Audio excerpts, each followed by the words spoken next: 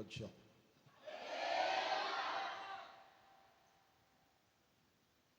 నాకు వినబడలా.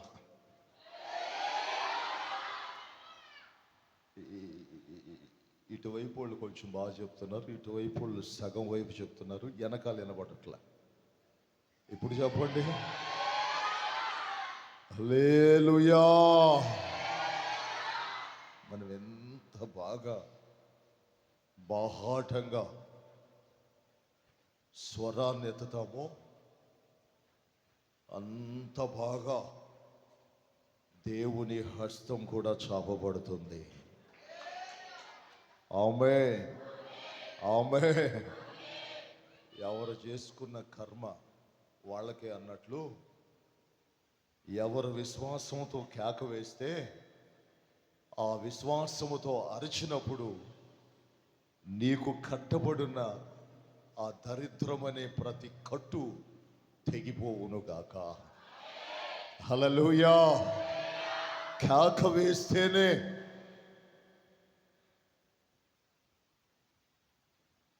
అరిచి అరిచి కేకలు వేస్తే పరలోకమందున్న దేవుడు మన కోసం కరిగిపోతాడు. ఏంట్రా నా ప్రజలు నా కొరకు ఇంత గట్టిగా అరుస్తున్నారు, వాళ్ళు అరుస్తుంటే నేనెందుకు పోకూడదు అని ఆయన కనికరం చూపగల దేవుడు అలా దిగొచ్చేస్తాడంతే. ఆమేన్, హల్లెలూయా. దిగొచ్చి వెళ్తాడా అంటే వెళ్ళడం. తొంగి చూసి ఎలా ఉన్నావో చూసి వెళ్ళే దేవుడు కాదు ఆయన. ఒక్కసారి నిన్ను చూశాడే అనుకో, ఒక్కసారి ఆయన దృష్టిలో నీవు పడ్డావే అనుకో, నిన్ను ఉన్నతమైన స్థాయిలో నిలబెట్టేదాకా నీ చేతిని విడువని దేవుడు నా ప్రభు అయిన యేసుక్రీస్తు వారు. ఆమేన్, హల్లెలూయా. ఆయన దృష్టిలో పడాలి. ఎవరి దృష్టిలో? ఆయన దృష్టిలో పడాలి. నాకు సిగ్గు అన్నావో నీ జీవితం సిగ్గుపడ్డట్టే ఉంటుంది. చప్పట్లు కొడితే ఎవరన్నా చూస్తున్నారా లేదా అని వాళ్ళ వైపు వీళ్ళ వైపు చూసి చప్పట్లు కొట్టావో నీ బ్రతుకు అలాగే ఉంటుంది. దేవుని ఎదుటకు మనం వచ్చినప్పుడు లోకములో ఉన్న అందరినీ మర్చిపోవాలి. అందరినీ వదిలేసి దేవుని ముందర పరిపూర్ణమైన వారిగా నిలబడాలి. హల్లెలూయా. నీ పరిపూర్ణతను చాటి చెప్పాలి దేవునికి. ప్రభువా, నేనుగా నిలబడ్డాను, ఇప్పుడు నాలో ఎవ్వరు లేరు అని నీవు దేవునికి చెప్పగలిగే ధైర్యముతో దేవుని ముందర నిలబడాలి. అలా నీవు నిలబడ్డప్పుడు దేవాది దేవుడు నీకివ్వవలసిన బహుమానం నీకు అనుగ్రహించునుగాక. హల్లెలూయా, హల్లెలూయా. అయితే నా ప్రియమైన దేవుని బిడ్డలారా, మనందరికీ ఆశలు ఎన్నో ఉన్నాయి. అందరూ బాగుపడాలనే ఇష్టం, అందరూ దేవుని ద్వారా స్వస్థత పొందాలని ఇష్టం. అయితే కొంతమంది బాగుపడతారు, కొంతమంది ఇంకా చెడిపోతారు. కొంతమంది ప్రతి అనారోగ్యాన్ని దేవుని ద్వారానే పోగొట్టుకుంటారు, కొంతమంది మందుల ద్వారా పోగొట్టుకుంటారు. తేడాలు ఉన్నాయి. అయితే దేవుని ద్వారా పోగొట్టుకున్న వాళ్ళకి ఆనందం. ఎందుకు ఆనందం అంటే వాళ్ళ కష్టార్జితం వాళ్ళు అనుభవిస్తారు కనుక. ఆమేన్, హల్లెలూయా. మనం విన్నాం, సాక్ష్యాలు చాలా విన్నాం మొదటి నుంచి. చెవులో సీమ వచ్చిన సాక్షి ఎవరో చెప్పారు, నేను చూడలా, ఇటు తిరుగున్నా, ప్రేయర్ చేసుకుంటున్నా. ఎవరు వాళ్ళు చెప్పింది? చెవు గురించి సాక్ష్యం చెప్పింది. దేవునికి స్తోత్రం. ఆ సిస్టర్ గారు చెవి గురించి సాక్ష్యం ఇచ్చారు. హాస్పిటల్కి వెళ్తే 8 లక్షలు ఖర్చు అవుద్ది. అంతేనమ్మా మీరు చెప్పింది? ఒక్క చెవుకి 8 లక్షలు, రెండుటికి 16 లక్షలు ఖర్చు అవుద్ది. పోయిన అమావాస్య విడుదల ఇదే ప్రార్థనలో నేను పాల్గొన్నాను. అంతేనమ్మా, పాల్గొన్నాను. దేవుడు నన్ను బాగు చేశాడు. క్లియర్ అయిందమ్మా? ఇప్పుడు నాకు పూర్తిగా క్లియర్ అయింది. దేవుడే నన్ను బాగు చేశాడు. ఇప్పుడు 16 లక్షలు దేవుడు నాకు మిగిలిచ్చాడు. దేవునికి స్తోత్రం. హల్లెలూయా, హల్లెలూయా, హల్లెలూయా. ఇట్లాంటి హల్లెలూయలు, స్తోత్రాలు, కృతజ్ఞతలు ఈ రాత్రంతా దేవుడికి చెప్పిన ఆ విషయమై తనివి తీరదాం. తనివి తీరుతుందా? తనివి తీరదాం. ఆ తల్లికి ఇక జీవితంలో ఎప్పుడు ఆ చెవులో అలాంటివి రాకుండా శాశ్వతమైన స్వస్థత కలుగును గాక. ఆమేన్, హల్లెలూయా. కూర్చోమ్మా. అట్లా చాలామంది సాక్ష్యాలు చెప్పారు. ఈ సాక్ష్యాలన్నీ ఎలా కలుగుతాయి అంటే, వాక్యం కూడా ఒక మాట చెప్తుంది. సాక్ష్యం చెప్పే వాళ్ళ హృదయాలు విరిగిపోయి నలిగిపోయి ఉంటాయంట. వేదనతో నింపబడిపోయి ఉంటాయంట. ఎందుకనంటే వాళ్ళకు కలిగిన బాధ వారిని మించిపోయి ఉంటుంది. వాళ్ళకు కలిగిన వ్యాధి వారిని మించిపోయి ఉంటుంది. వాళ్ళలో కలుగుతున్న శ్రమ వారిని మించి ఉంటుంది. ఆ బాధలు మితిమీరిపోయినప్పుడు మనుష్యుల హృదయాలు నలిగిపోతాయి, విరిగిపోతాయి. తెలియకుండా ఆయన సన్నిధిలోకి వచ్చినప్పుడు కన్నీళ్ళు అలా వచ్చేస్తాయి. ఆయన సన్నిధిలో నిలవబడినప్పుడు సొంత నాన్న దగ్గర ఏడ్చి, ఎక్కులు పెట్టి ఏడ్చి ఎలా ఎక్కుళ్ళు వచ్చేదాకా ఏడుస్తారో అలా తెలియకుండా ఏడ్చేస్తారు. ఏడుపు వచ్చేస్తుంది. ఇక అది ఆగదు. ఆ ఏడుపు వస్తున్న సమయంలో నా ప్రభు అంటాడు, నేనున్నాను, భయపడకు. ఆమేన్, ఆమేన్. నేనున్నాను, భయపడకు. సమాధానము కలదానివై, సమాధానము కలవాడివై ఇంటికి వెళ్ళు అంటాడు ఆయన. హల్లెలూయా, హల్లెలూయా, హల్లెలూయా. అయితే ఈరోజు నేను కూడా మీ కొరకు ప్రార్థన చేసింది ఏంటంటే, అనేక చోట్ల నుంచి వస్తారు ప్రభు, అనేక ప్రాంతాల నుంచి వస్తారు నైనా. ఒకరుకున్న సమస్య ఒకరికి ఉండదు. నానా రకాల సమస్యలతో వస్తారయ్యా. వాళ్ళు వచ్చినప్పుడు వారిని దాటి వెళ్ళకో. వాళ్ళు వచ్చినప్పుడు వారి మీదకి నీ చెయ్యి చాపకుండా ఆపకో. వాళ్ళు వచ్చినప్పుడు వాళ్ళని పలకరించకుండా ఉండకో.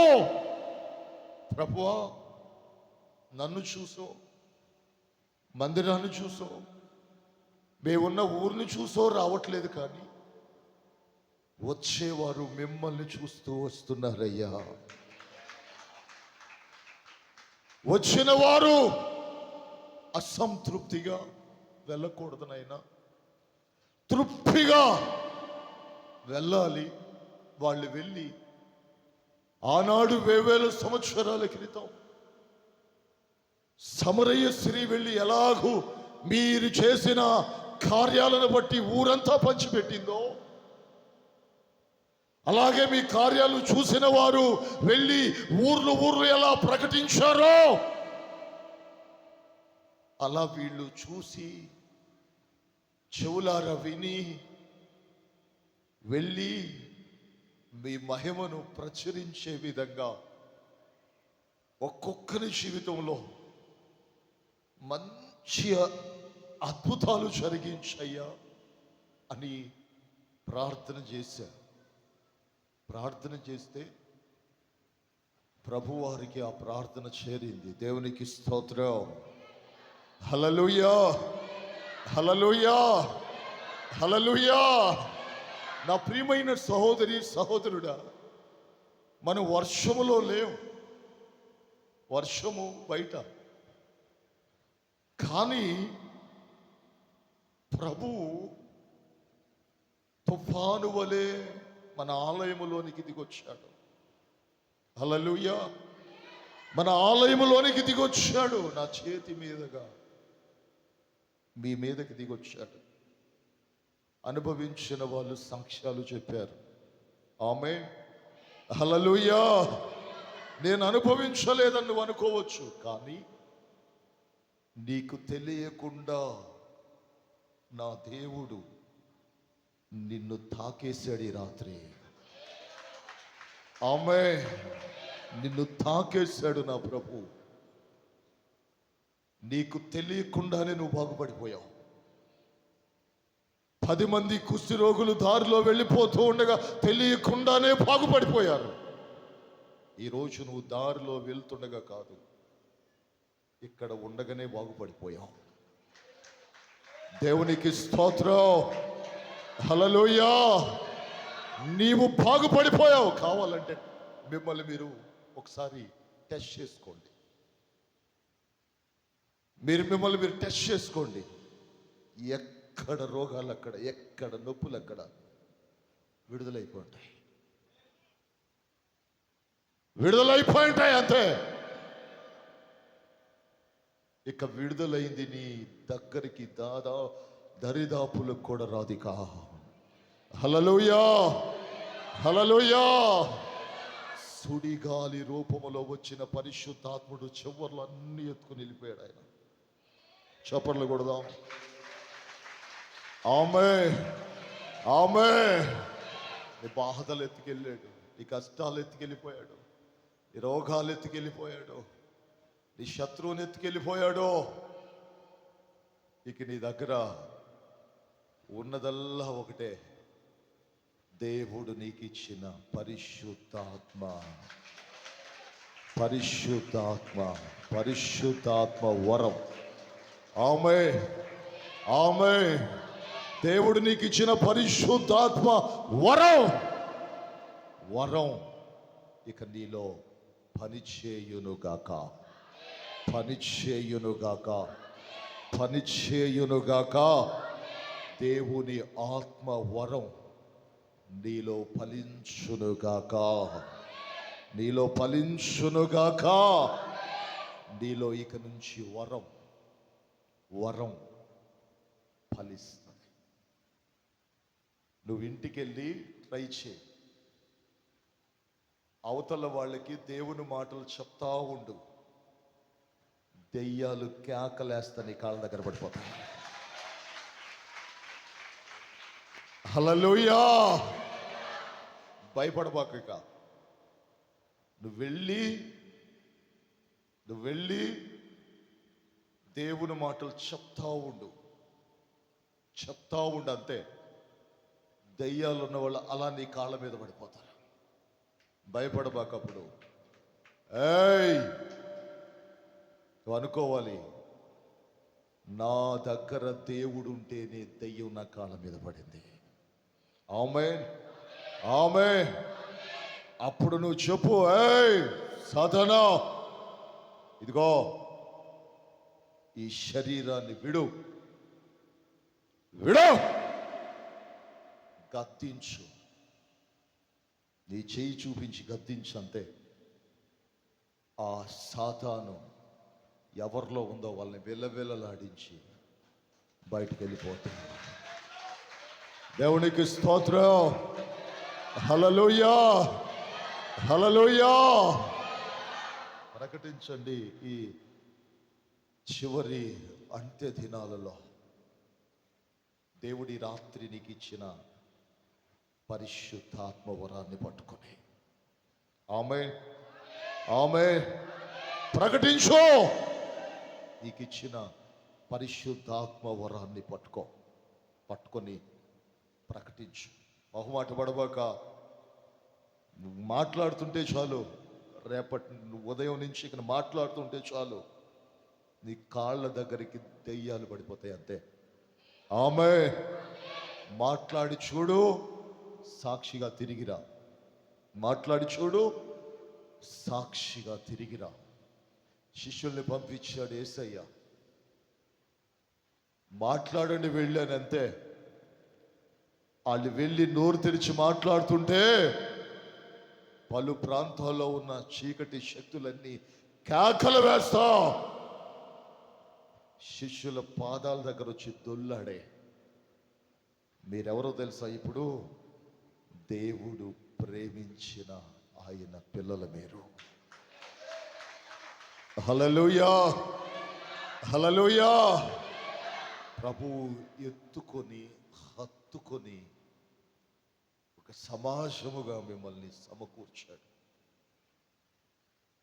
ఇప్పుడు మీరు కింద కూర్చొని ఉన్నారని మీరు అనుకోవచ్చు, కానీ ఆయన అరిచేతులలో ఉన్నారు మీరు ఇప్పుడు.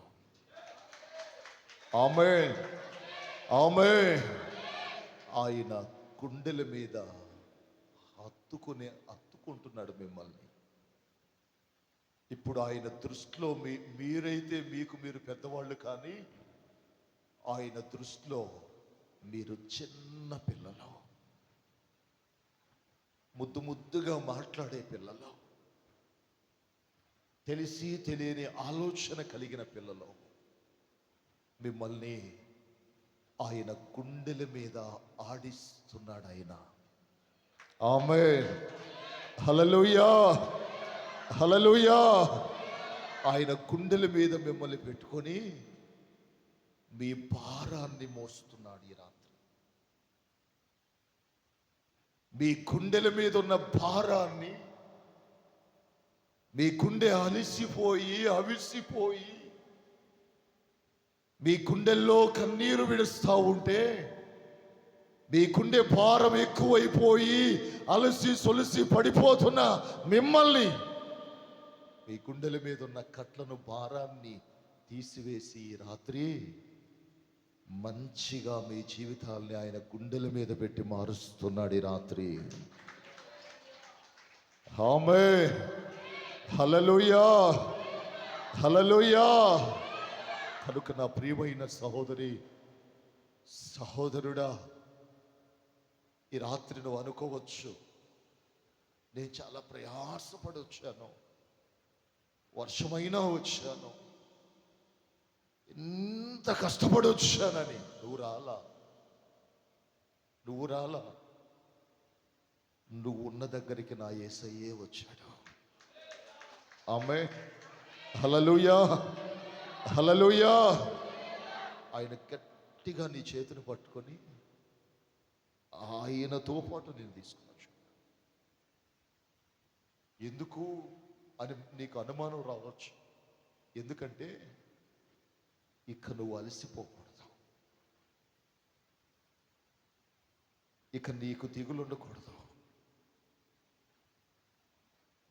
ఇక నువ్వు కన్నీళ్లు విడవకూడదు, ఇక ఏంది నా జీవితం అని నువ్వు అనుకోకూడదు. ఆయన అన్నీ తీసి పక్కన పెట్టి సమాధానము కలవాడవై, సమాధానము కలదానివై నీ ఇంటికెళ్ళు, కృపా క్షేమాలు నిన్ను వెంటాడతాయి అంటున్నాడు ఆయన. ఆమేన్, ఆమేన్, హల్లెలూయా, హల్లెలూయా, హల్లెలూయా. అట్లాగని ఇక నుంచి ఇండ్లకి వెళ్ళిపోయి మీ ఇష్టం వచ్చినట్లుగా నడవబాకండి. ఇక మాకేమిలే, బాగైపోయింది, ఇకేముందులే, దేవుని చేతుల్లో ఉన్నాం, ఇక మేము దేవుడు గుండెలకు ఆనుకొని ఉన్నాం, ఇక మాకు ఏది ఎదురు లేదు అని గర్వాన్ని తెచ్చుకోకండి. ఇక బాగైపోయింది, ఇక మేము ఎలా ఉంటే ఏంటి అని అనుకోకండి. దేవుని విధులను మరిచిపోబాకండి. దేవునికి సాక్షులుగా బ్రతకండి. హల్లెలూయా, హల్లెలూయా. దేవునికి సాక్షులుగా నిలవబడండి, నిలవబడండి. అందుకే ఆయన అంటాడు, మీ పాత స్వభావం ఇక మీ దగ్గర ఉండించుకోబాకండి, దాన్ని ఉన్నదంతా తీసి పడేయండి. ఆమేన్, ఆమేన్. కొలెస్సీలకు రాసిన పత్రిక 3వ అధ్యాయం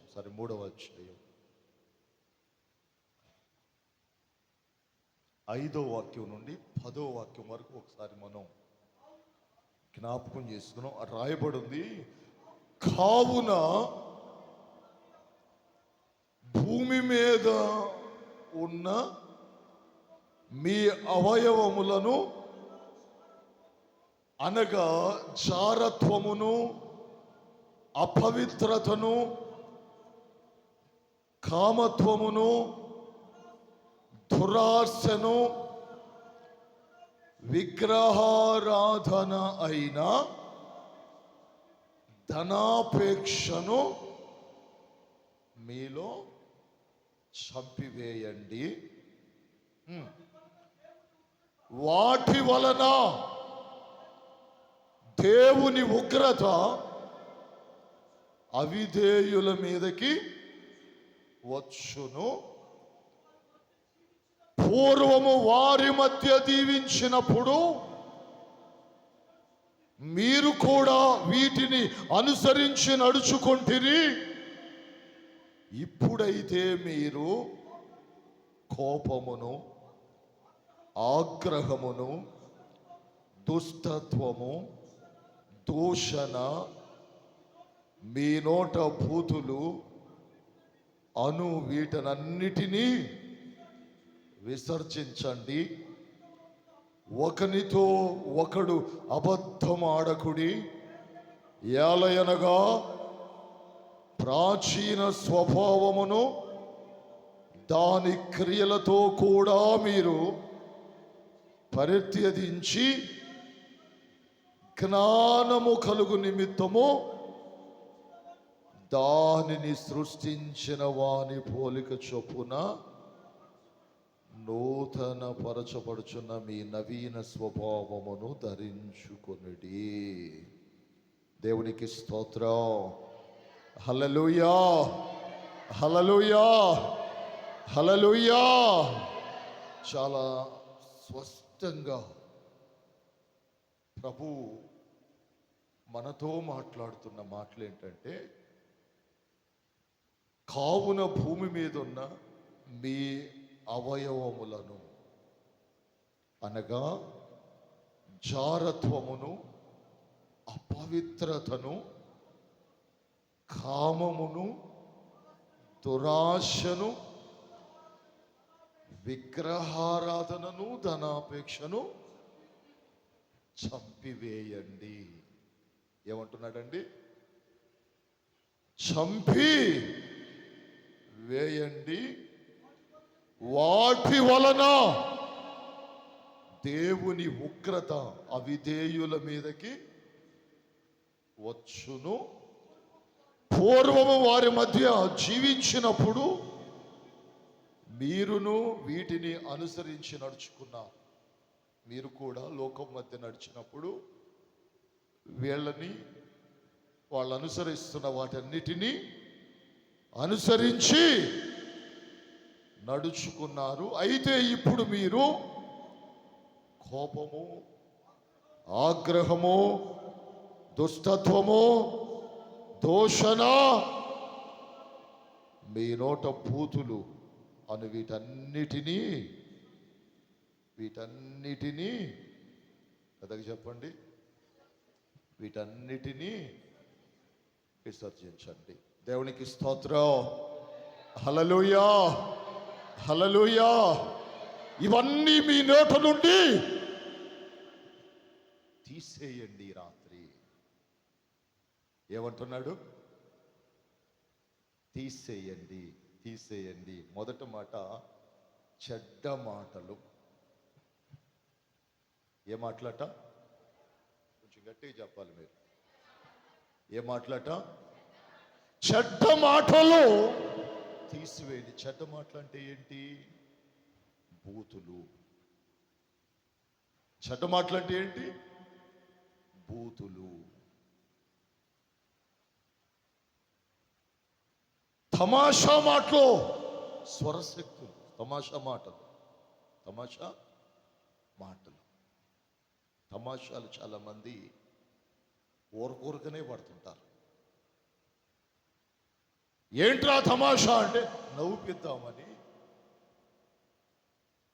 తమాషా. తమాషాల వలన ప్రాణం పోతాయి. ఈరోజు నిన్నో ఎక్కడో గెలిచిన వాళ్ళు ఆ జెండాలు పట్టుకుని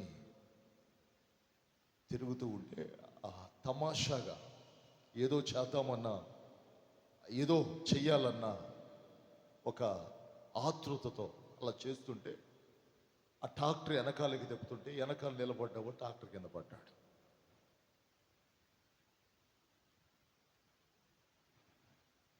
తమాషా చావుకి తీసుకొస్తుంది. భూతులు భయంకరమైన గొడవలకి తీసుకుని వస్తాయి. అందుకే దేవుడు అంటున్నాడు, ముందు చెడ్డ మాటలు నీ నోట నుంచి రావటం ఆపేసేయి. చప్పట్లు కొడదాం. ఆమేన్, హల్లెలూయా. ఏ మాటలండి? పెద్దగా చెప్పాలి. చెడ్డ మాటలు. చాలా దగ్గరలో విన్నా. ఒకడు ఆటో కొన్నాడట కొత్తగా. ఏదో ఇంట్లో వాళ్ళ అమ్మ అలా కూర్చోంటే తమాషా పట్టిద్దామని ఆ ఆటో రేజ్ చేసి క్లచ్ వదులుతున్నాడట. క్లచ్ వదులుతున్నాడు. వాళ్ళ అమ్మ కూడా పక్క పక్కన అవుతుందంట ముందు చేరి. ఇక ఆ సమయంలో ఒక్కసారిగా రేజ్ చేసినప్పుడు వీడు క్లచ్ వదిలేడు కానీ బ్రేక్ వేయలేకపోయాడు. ఎప్పుడైతే బ్రేక్ వేయలేకపోయాడో జరిగిన సంఘటన వాళ్ళ అమ్మను ఒక్కసారి గుద్దేసి చచ్చిపోయింది అక్కడే. అయ్యో అని ఏడ్చాడు. అందరూ వచ్చారు. ఏరా నీకు బుద్ధి లేదా? తమాషా పట్టాను. తమాషా కన్న తల్లి ప్రాణాలను తీసేసి. నా ప్రియమైన సహోదరి సహోదరుల, కొంతమంది ఇష్టం వచ్చినట్లుగా తమాషా కోసం వెనకాల ఎవరన్నా కూర్చోంటే చాలు అని లాగుతారు బైక్లో.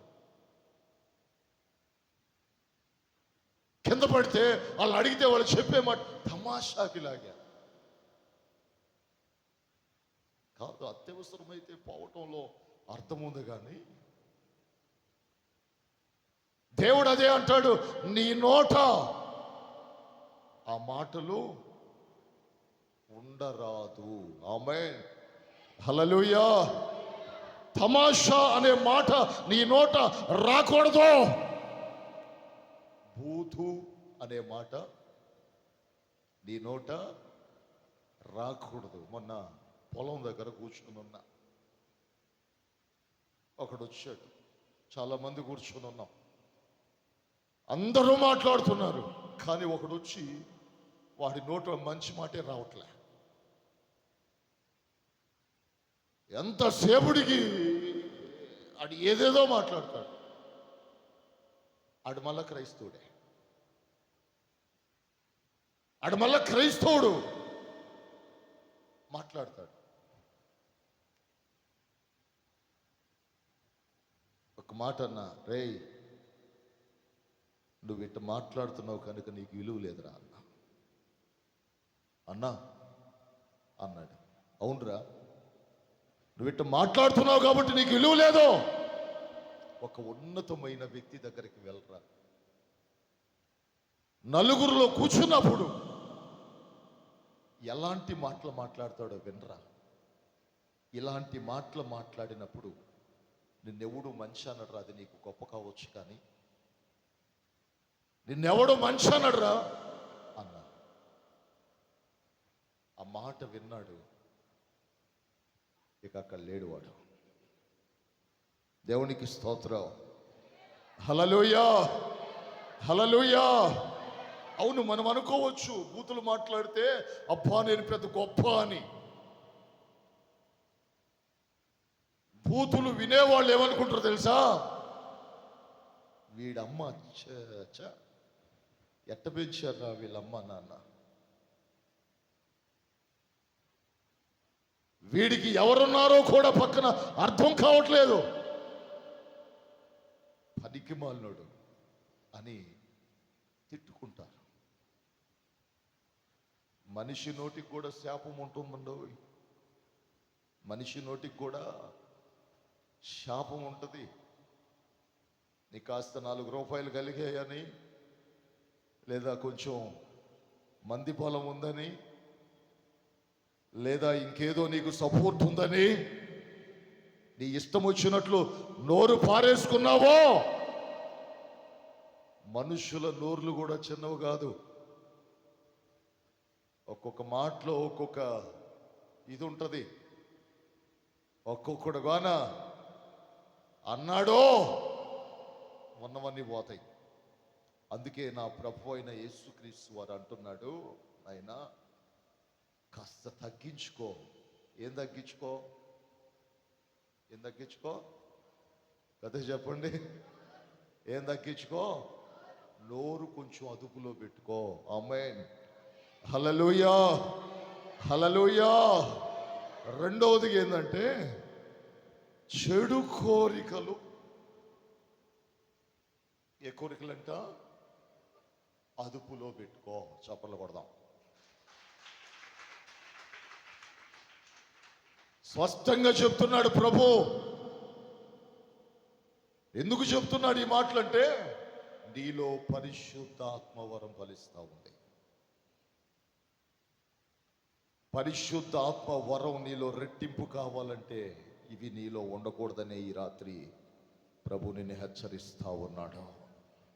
ఆమేన్, హల్లెలూయా, హల్లెలూయా. రెండో మాట ఏమన్నాడు ఆయన? చెడు కోరికలు. ఏ కోరిక? కొంచెం పెద్ద చెప్తే బాగుంటుంది. చెడ్డ కోరికలు నీలో ఉండకూడదు. ఏంటి ఆ చెడ్డ కోరిక అంటే? ఏంటి ఆ చెడ్డ కోరిక అంటే? లంచం. ఏందంట? లంచం. లంచం.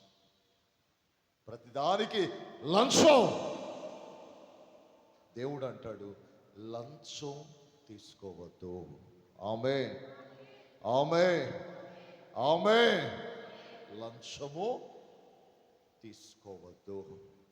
మొన్న పంటపాలెం వెళ్తే ఆ సహోదరుడు ఒక మాట అన్నాడు. వాళ్ళకి ఇది రేషన్ షాప్ ఉంది. ఆ పిల్లోడు ఒక మాట అన్నాడు, అన్నా మేము కష్టాలలో ఉండగా దేవుడు మమ్మల్ని పైకి లేపాడన్నా. మా అమ్మ చెప్తాది, అక్రమంగా మనం బియ్యం అమ్మకూడదు నాయనా, దేవుడు ఇచ్చినంత వరకే మనకు చాలునైనా, అందుకని అక్రమం చెయ్యొద్దు అని చెప్పిందంట వాళ్ళమ్మ. ఆ మాటిని నాకు ఆనందం వచ్చింది. ఎందుకో తెలుసా? మన సంఘంలో కూడా ఒక గట్టి గింజ ఉంది అని చప్పట్లు కొడదాం. దేవునికి స్తోత్రం. ఎందుకని మన కుటుంబంలో కూడా ఒక గట్టి గింజ ఉంది, ఒక గట్టి గింజ ఉంది. నువ్వు తీసుకోవచ్చు లంచం, పాలలో నీళ్లు పోసి అమ్మచ్చు, బియ్యంలో రాళ్ళు కలిపి అమ్మచ్చు, చక్కెరలో ఈరియా కలిపి కూడా అమ్మచ్చు. కానీ కానీ నిన్ను చూస్తున్న కళ్ళు చాలా పవర్ఫుల్ కళ్ళు అయ్యి, ఆ చూపులో పడ్డావో నువ్వు ఎంత మోసం చేస్తావో డబ్బులు కట్టాల్సి వస్తుంది హాస్పిటల్కి. నీళ్ళల్లో పాలు పోసేవాళ్ళని, పాలల్లో నీళ్లు పోసేవాళ్ళని చూసారో లేదో మీరు? సంపాదిస్తుంటారు బాగా, కానీ మీరిచ్చే డబ్బులన్నీ నిద్రలేసి ఎత్తుకుపోయి హాస్పిటల్లో పెట్టేస్తుంటారు. ఒకవేళ మీరు పాలు పోసేవాళ్ళు అయితే పాలల్లో నీళ్లు కలపకండి. హల్లెలూయా. పాలే కాదు, ఏ వ్యాపారం చేసినా అందులో కల్తీ ఉండద్దు. క్లారిటీ ఉండాలి. ఎందుకంటే నువ్వు దేవుని బిడ్డవే. ఈరోజు 20,000 లాభంలే అనుకున్నావో, 40,000 కాదు. క్లారిటీ ఉండాలి. నువ్వు చేయించాలి, నువ్వు కల్తీ చేయకుండా నువ్వు ఆశించిన లాభం దేవుని కలుగజేయునుగాక. ఆమేన్. హల్లెలూయా. నువ్వు ఎంత ఆశిస్తావో